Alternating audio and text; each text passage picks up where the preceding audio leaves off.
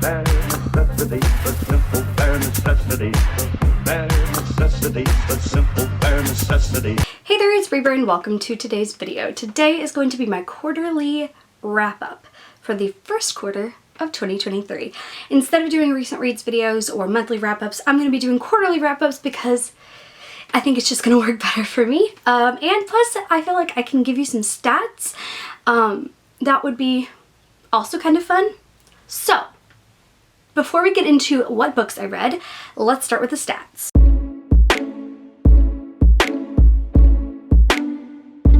Quarter one goes from January through the end of March. I read a total of 25 books. Of those books, one of them was a reread and the rest were first-time reads. Across those books, I read a total of 6,152 pages.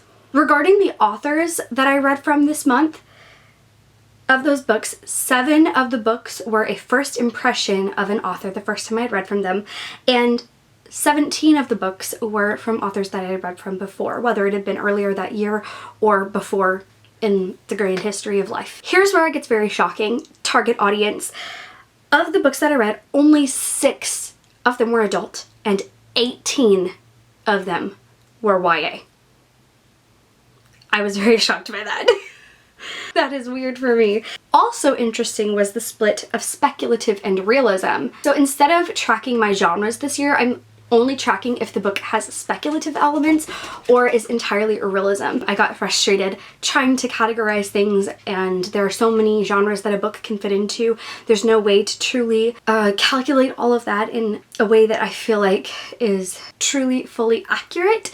My typical situation is actually kind of flip-flopped, and my speculative reads are only 6. And the realism reads are 18. So I don't know what's up with that. The formats, the format that it's written in, we have 12 in prose and 12 that were graphic novels or manga. Of the books that I read, 9 were books that I owned and 15 were books that I acquired. 6 of those were ones that I bought and the other 9 were books that I borrowed. Of the books that I read, 12 were physical, 10 were digital, and 2 were a combination. And I feel like that doesn't add up correctly, so I think I'm missing one and I don't know what it was. Of the books that I had a physical copy of and read partially or wholly physically, 10 of them were new books and 4 of them were used books. Of the books that I read, 13 were read during a readathon or for a book club, and 12 were not. Of those books, 1 was for the Literally Dead book club, 5 were for the graphics-a-thon, and 7 were for rom-com-a-thon. Of the books that I read, 6 of them have a solo vlog that have either come out or is coming out. Now, I will give the caveat that 4 of them go together in one video, but that's because they're from the same series. So if it was a series and it's in one video, I still count it as a solo video because it's solo to the series, if that makes sense. 7 of them were included in an event vlog. Now for the ratings. I had 1 1-star book, 4 2-star books, 5 3-star books, 9 4-star books, and 7 5-star books. Of those ratings, 5 of them are more on the uncertain of my rating side and may change, and the rest I'm solid on what I've rated it. So now that we've talked about that, let's go ahead and get into the books individually.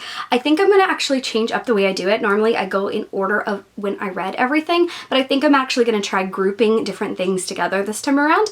So I think I'm going to try starting with graphic novels first.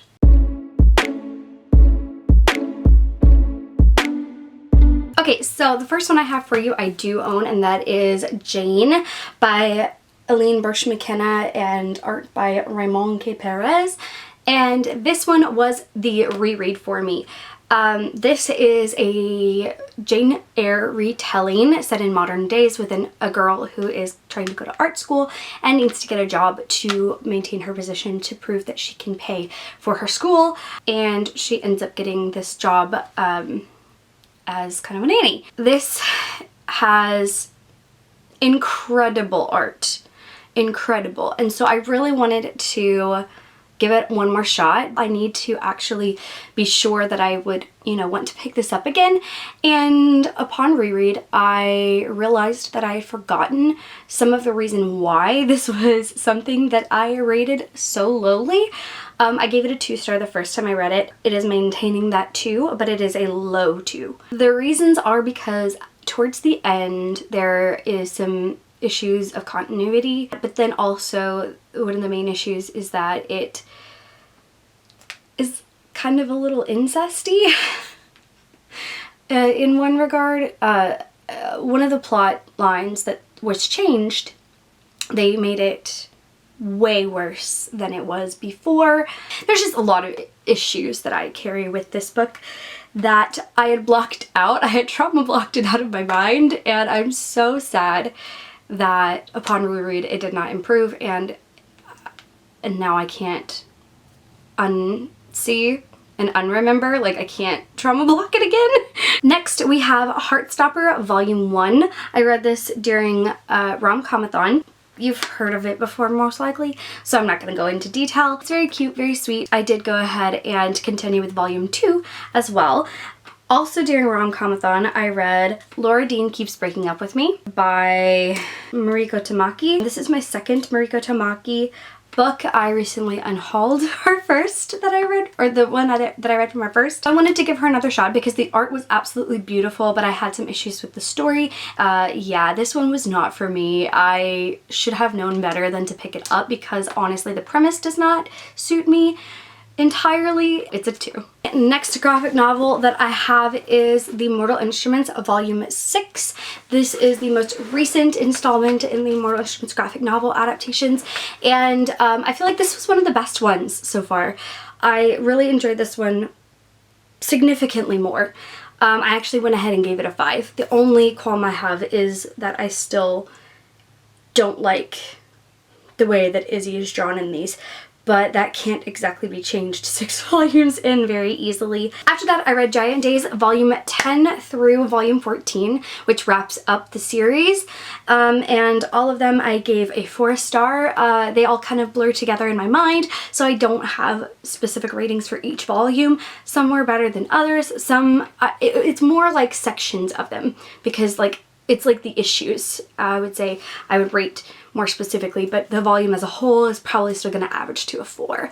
I really enjoyed this series overall. It was very sweet, very fun. And then we had the 2 more additional bonus content pieces. We had Giant Days Early Registration, which was like a collection of stories from prior to them and like the beginning of like the meeting and all of that stuff. And then also Giant Days Extra Credit, which is a collection of several short additions to the series, including like the aftermath. They weren't as good. The art style within the volumes of these changed because it was different artists at different times. There's one volume or one issue where that's in one of those 3 volumes, either Extra Credit, Early Registration, or Volume 14. I think it's either Extra Credit or Volume 14, that was like very weird and very outlandish, and I hated it because it was so like inconsistent with everything of this series and was very annoying. So was not a fan of that. Oh my goodness, I almost forgot. Such an important one too. The Moth Keeper by Kay O'Neill. This is from the author of the Tea Dragon Society, and it is the 2023 release from them, and I loved it. It was beautiful. First fantasy I read this year was A Prophecy in Ash by Julie Xantopoulos. Incredible. Carried on so phenomenally from book 1. We got a lot of development and growth without it feeling like the characters like became unlike themselves in any way. So often when a series continues, like especially in the middle book, they built this arc for the first book, and then they have to like build a new arc to come up with something to carry on in their character development. Julie did not have that issue. She really did a great job at, propelling them forward without having them like regress back. The next fantasy I completed was Lost in the Moment and Found by Shauna McGuire. This is the next book in the Wayward Children series, and it is one of the most triggering books that you could read because it's about gaslighting. It's about gaslighting and emotional abuse. It's a very challenging read despite its shortness. Do you have a couple of dislikes about this one? Should have done certain things instead of what it did in regards to the magical world. It didn't totally work for me in some ways. Tell this story, but you had already told so much of it, and then you went and you told the same story again is basically what it felt like. It was the same issues 2 times in a row. It basically like the second part was like rereading the first part just with magic. The final fantasy that I have for you. Now keep in mind, 2 of the graphic novels that I read were also fantasy, but still, so crazy. Okay. The last one is The Hobbit, and I do have a video out for this, so you can go and watch that. I'm not going to give you any more of my thoughts here. They're all going to be in that video. You gotta go watch that video if you want to know what I thought of The Hobbit.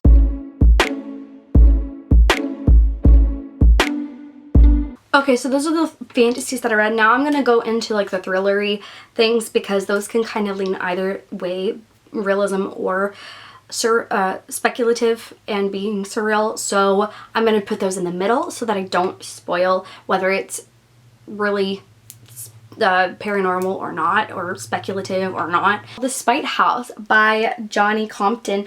This is about a man, Eric Ross. He's on the run from a mysterious past with his 2 daughters. Along the way, he's trying to make money enough to settle down. He comes across this ad for this house that is believed to be haunted, and the woman who owns it, she's very rich. She wants somebody to go there and collect evidence of it being haunted. She believes that the house being haunted is connected to this kind of curse that her family has, and so he takes the job. I really enjoyed this. I thought it was a fun time. I enjoyed the fact that it stuck to its guns, but I also feel like some of the writing could have used a little bit more love. It was very dry at the beginning. It has some great quotes in here, but I feel like the writing was a little hard to get into at the beginning.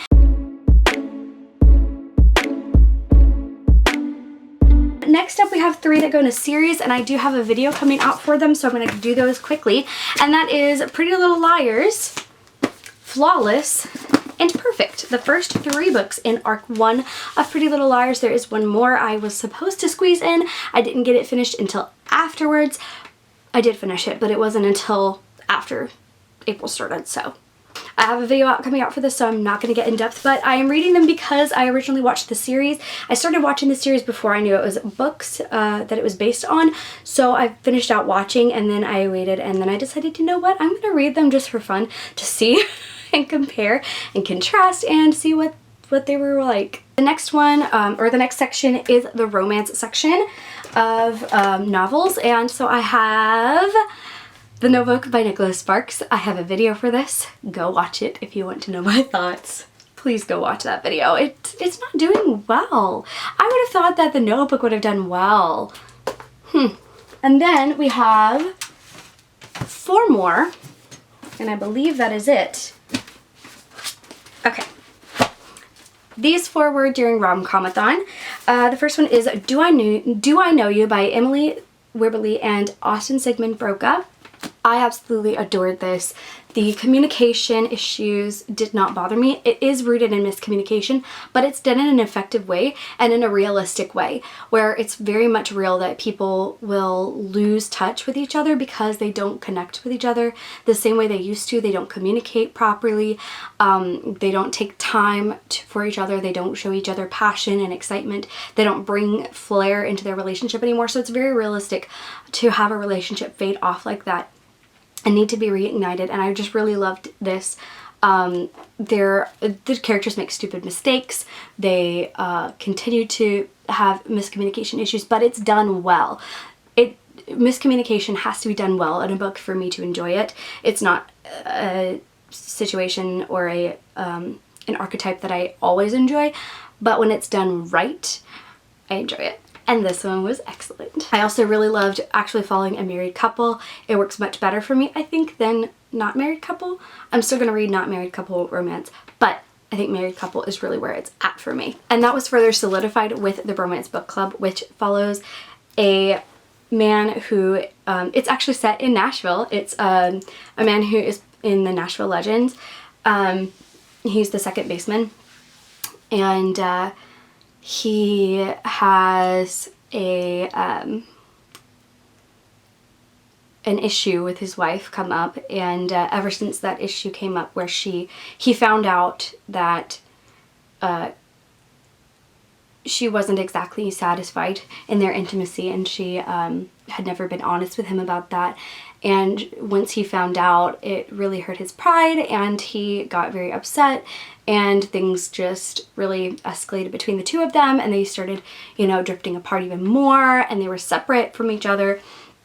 They invite him into this book club that they have where they read romance books to learn, not just on like the intimacy side, but like actually learn what the women want. Like what are these men in the romance books doing that is working so well? Why does what they say and do work? What mistakes are they making that they then have to go back and fix? And how does that apply to their lives? And so they're using these romance books not as like a tool of like for intimacy, but more of as a tool for, you know, becoming better communicators. And it is so good. I cannot wait to continue with this series. The next one I have is Save the Day by Morgan Matson. I do have a standalone video for this that will be coming out. Lastly, we have The Stand-In by Lily Chu. This is about a girl who is Chinese American, and she is trying to take care of her mother, who is dealing with dementia. And so, major trigger warnings, obviously. She's dealing with some issues. She gets fired from her job, and she's desperate. And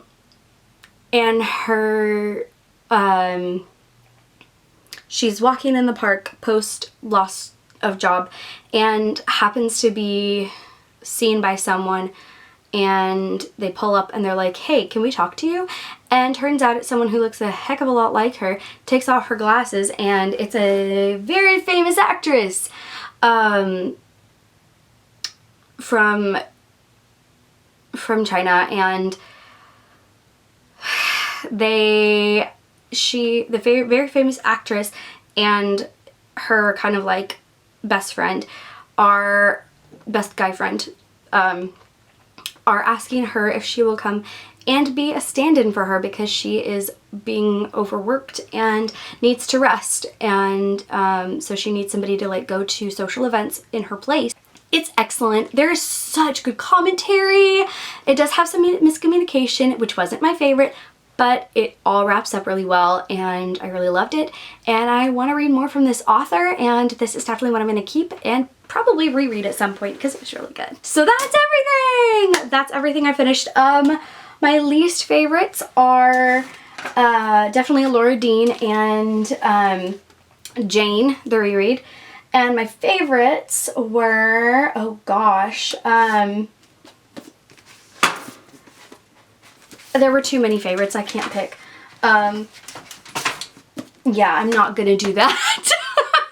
That was a mistake. I shouldn't have started that option. Okay, so that is all that I have for you today. I hope you guys enjoyed this video, and I hope that you guys have had a great start to your year, and you are diving into the next quarter of the year with some excitement, some energy, some ready to move into new things, vibes, and if you are having a kind of meh time, remember that every day can be a new start. You don't have to wait until the end of the month, the end of the quarter, or the end of the first half of the year, or the end of the year to start fresh, because every day is a new opportunity to start fresh. So don't get that rut in your head that, oh, I didn't do good enough this quarter, or oh, I didn't do good enough, or oh, I quit.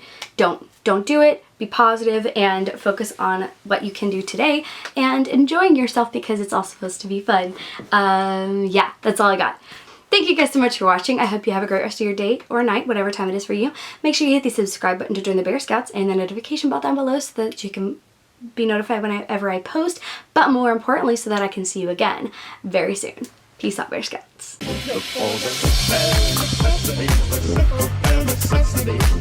About your worries and your stress.